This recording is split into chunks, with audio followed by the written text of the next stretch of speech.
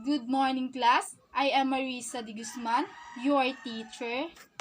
Hi, class. So before we start our class for today, let us pray first. So anyone who wants to lead the prayer?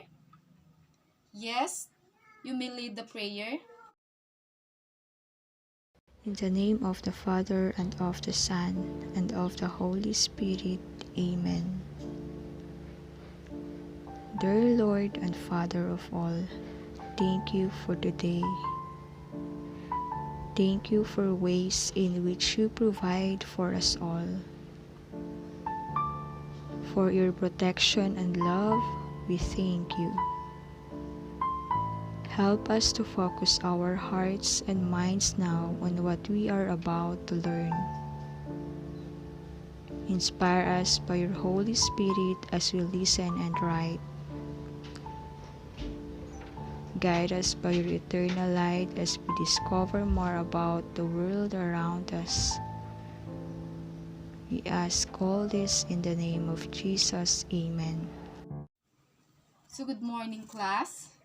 Checking of attendance and assignment muna tayo. So Miss Secretary, may I know who are the absent for today?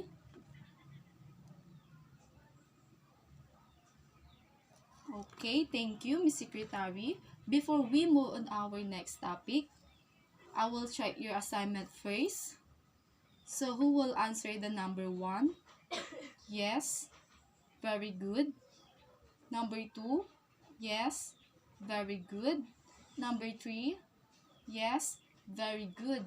Number 4? Yes. Very good. So who will answer the last question? Yes. Very good. So, very good, class. Who will get the highest score? Can you raise your hand? Very good, class. Halos lahat kayo nakakuha ng highest score. Give yourself a warm round applause.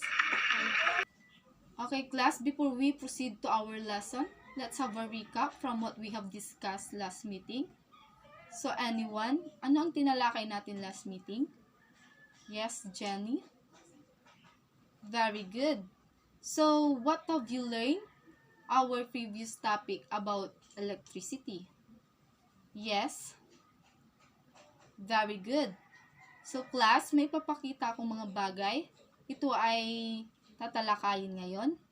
So, first, this, and tell me what is kind of energy. Okay, very good. For the second is,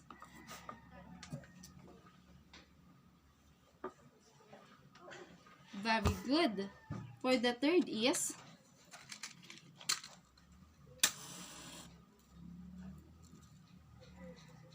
very good, class. So, what kind of energy have shown? Yes. Very good. Heat energy, light energy, and sound energy. Heat energy or thermal energy is the result of the vibrating motion of particles. Heat energy can be transformed from normal objects with more particle motions energy to cooler objects with less objects particle motion. Conduction is the transfer of energy and electric charge. States of matter. At high temperature, the particles move faster at gas state. At lower temperature, the particles move slowly at liquid state. At lowest temperature, the particles tightly pack to one another and barely move at solid state. Light energy. Light is a form of energy that can be seen by the eye. Some sources of light also release heat like the sun. Objects that absorb light are appear to be dark. Objects that reflect the light are appear to be bright. Reflection is a change in direction of light bouncing up the surface like a lake. Refraction is a bending of light rays as it passes in different substances at an angle. Sound is a form of energy that can be heard. It is a transfer of energy in the form of waves from the rapidly vibrating particles in a given substance. Amplitude, or size of a wave, determines how highest sound is. Frequency determines its pitch. Okay, class, what did you watch in the video clip? Yes? Now, in the video clip shown, what you observed? Yes? Very good. What else you observed? Is it just light? Yes? Nice. So what are the uses of sounds? And what are the examples of sounds? Yes? Very good. So what are the last you observed in the video clip? Yes? Now, what are the uses of heat? Yes? Very good. So class, which travel fast? It is just light, sounds, or heat? Yes? Very good. Okay class, light is an electromagnetic radiation of any wavelength that travels, specifically such radiation that is visible to the human eye. And sounds is generally a term that is used to describe when something is heard by the ear. And heat is produced when there is energy transformation and it transferred from the hot object to the cold object.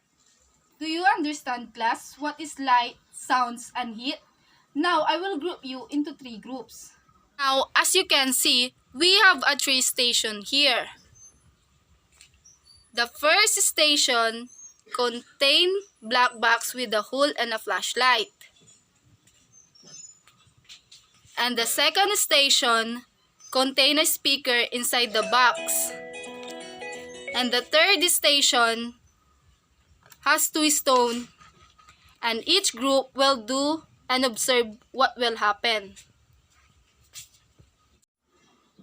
So are you done, class? Let's check your work. Group 1. Great job, Group 1. How about Group 2? Very good, Group 2. How about the last group? Very good, class. You did well. Give yourself a warm round of applause. Okay, class. I know you've learned a lot from this discussion. So, who can summarize the lesson? What is light, sounds, and heat? Now, let's go to our evaluation. Direction. Identify the following picture if it is a light, sounds, or heat. Write your answer on the space provided. I'll give you 5 minutes to answer. Okay, class, let's check. Who will answer the number 1, 2, 3, 4, and 5? Yes? Very good, class. Okay, class, I'll give you an assignment. Direction. Look for things in your house which you can classify into light, sounds, and heat. Write your answer on a 1/2 sheet of paper. Okay, class, thank you. That's all.